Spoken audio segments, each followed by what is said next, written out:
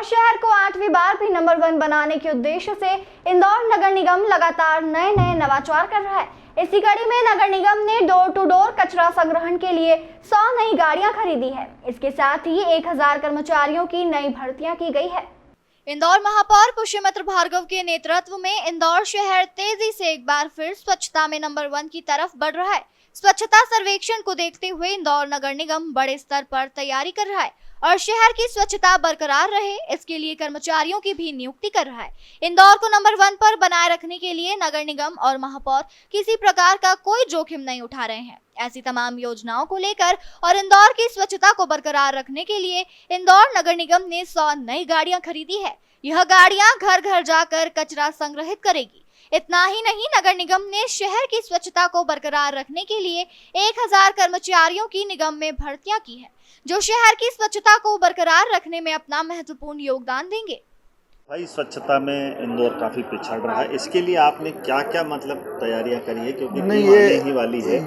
ये आप कैसे कह रहे हैं पिछड़ रहा है, ये मेरे समझ में नहीं आ रहा है। क्योंकि सर्वेक्षण का रिजल्ट पिछली बार आया था, अब इस बार जब रिजल्ट आएगा और मान लो उसमें कोई नंबर कम होते हैं, तब आप ये बात कह सकते हो। शहर में कचरा सब जगह फैला पड़ा है। आज अश्विनी जी का आपके साथ में प्रभारी महोदय, आप भी बताएं थोड़ा सा कि क्या तैयारी है? तैयारी पूरी है और इंदौर में जहाँ से भी फीडबैक आता है लगातार सफाई होती है उसी तरीके से, और नागरिक भी इसको लेकर पुनः जागरूक हैं। लगातार हम सब लोग मिलकर इस पे काम कर रहे हैं। ये हमारे साथ थे महापौर मित्र भार्गव जी, जिन्होंने कहा सफाई में हम इस बार पुनः 1 नंबर आने का पूरा प्रयास करेंगे।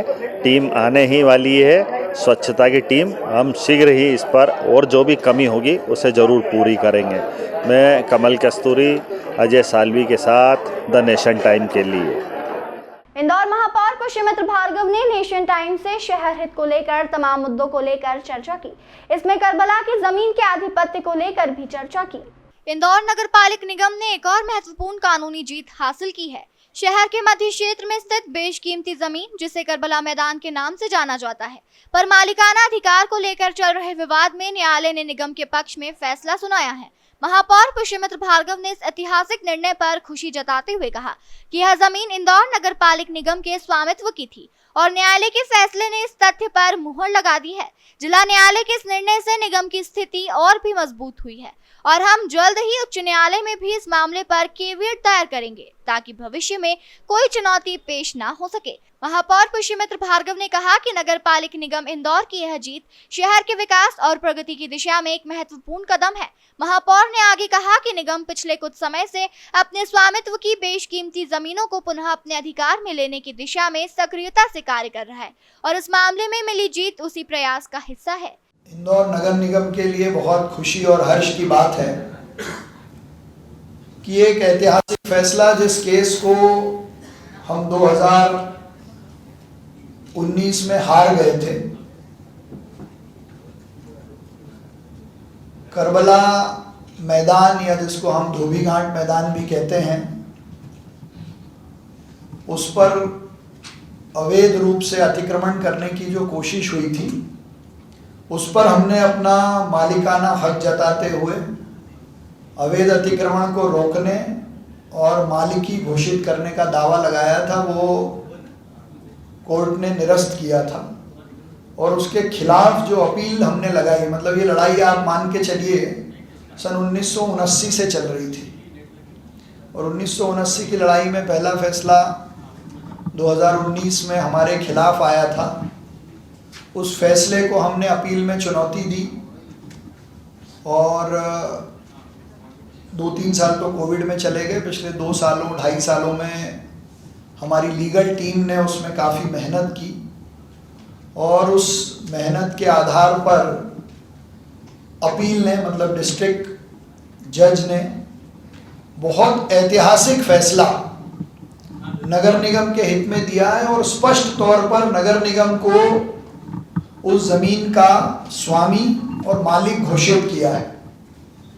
और कई कारणों से यह फैसला बहुत महत्वपूर्ण है, जिसका एक महत्वपूर्ण कारण यह है कि सन 1990 में इस जमीन को ट्रस्ट की संपत्ति रजिस्टर्ड रूप में वक्फ में घोषित किया जा चुका था तो वक्फ की घोषित संपत्ति होने के बावजूद उस घोषणा को, उस रजिस्ट्रेशन को गलत मानते हुए नगर निगम का स्वामित्व माना है, और उसका जो एक कारण बताया गया है वो आपके संज्ञान में लाना बहुत जरूरी है कि वक्फ यदि किसी के पास है तो वो ट्रस्ट और चैरिटी का लिए देगा। जब ये जमीन थी ही नगर निगम की तो वक्फ के लिए देने के लिए या वक्फ में किसी काम के लिए उपयोग में आने का प्रश्न नहीं उठता है। इसलिए इतने वर्षों की लड़ाई नगर निगम ने करीब 6.5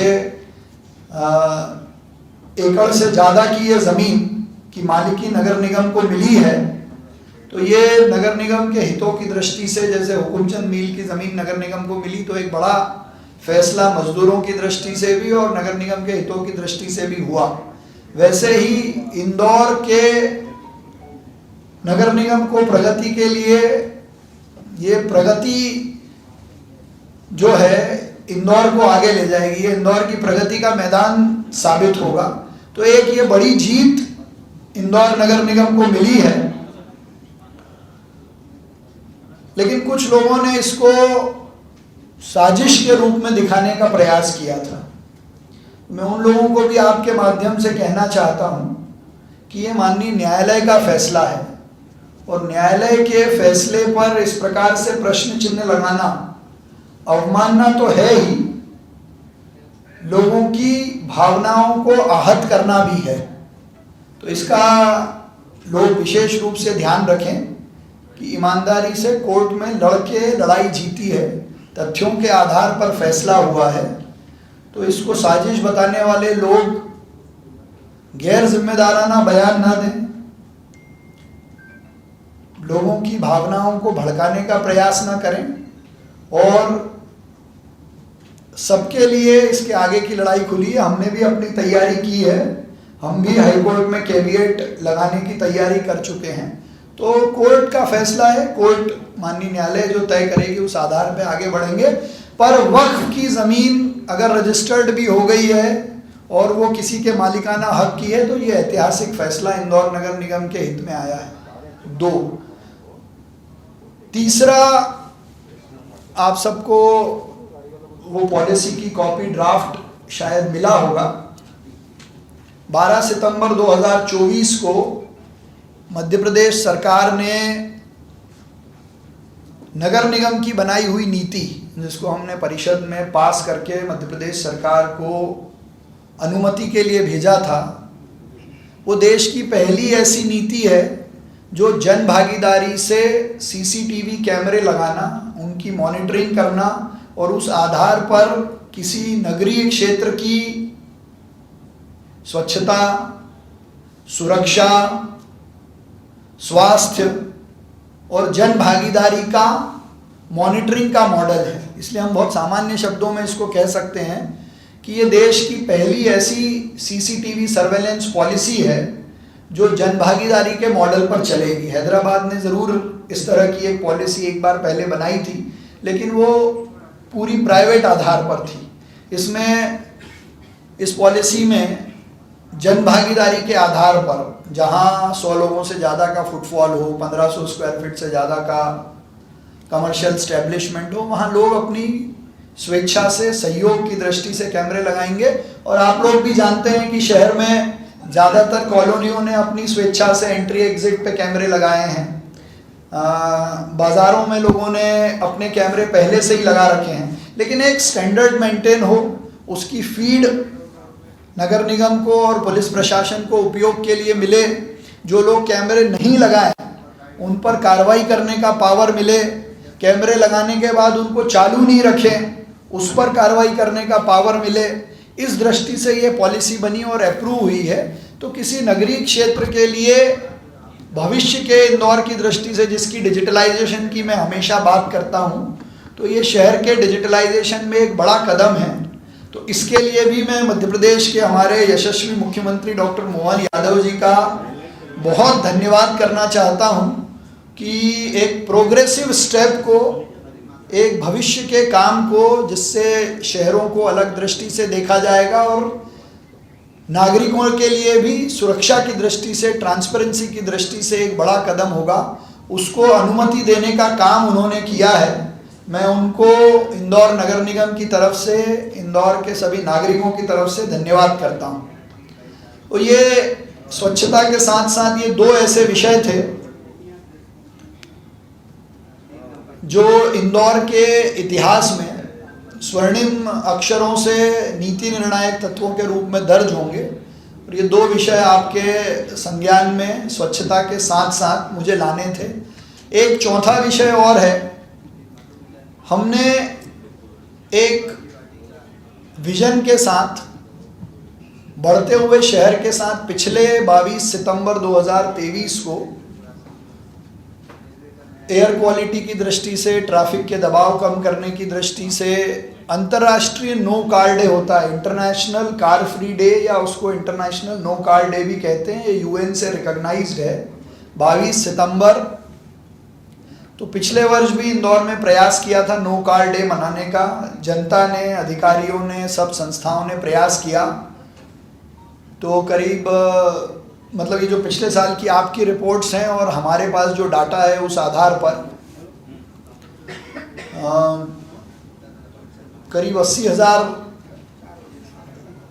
लीटर का ईंधन का उपयोग बचा, 14% कारें सड़कों पर कम आई, 15% ग्रीन हाउस गैसेस का इमिशन कम हुआ और लोगों में अपने स्वास्थ्य के प्रति भी जागरूकता आई थी। इसलिए उस प्रयास को हम कंटिन्यू कर रहे हैं। इस वर्ष भी 22 सितंबर को, मतलब आज तो 17 है, 5 दिन बाद इंदौर नो कार डे और कार फ्री डे मनाएगा। लेकिन पिछली साल की तरह इस बार भी ये प्रयास है, लोगों में जागरूकता लाने का काम है। लोग कार लेके ना निकलें, पब्लिक ट्रांसपोर्ट का उपयोग करें, two wheeler, cycle, e rickshaw. एक प्रयास हम जरूर इसमें करेंगे कि एक आध किसी रोड को सिलेक्ट करके पुलिस प्रशासन के साथ, जिला प्रशासन के साथ मिलकर उसको पूरा कार फ्री रखने का प्रयास करेंगे। तो ये धीरे धीरे इसको लेकर जब जागरूकता आएगी तो मुझे लगता है कि इसके एयर क्वालिटी की दृष्टि से, ट्रैफिक की दृष्टि से, स्वास्थ्य की दृष्टि से अच्छे परिणाम इंदौर को मिलेंगे। ये 4 विषय मुझे आपसे चर्चा करने थे जो मैंने आपके सम्मुख रखे। इंदौर से द नेशन टाइम की रिपोर्ट।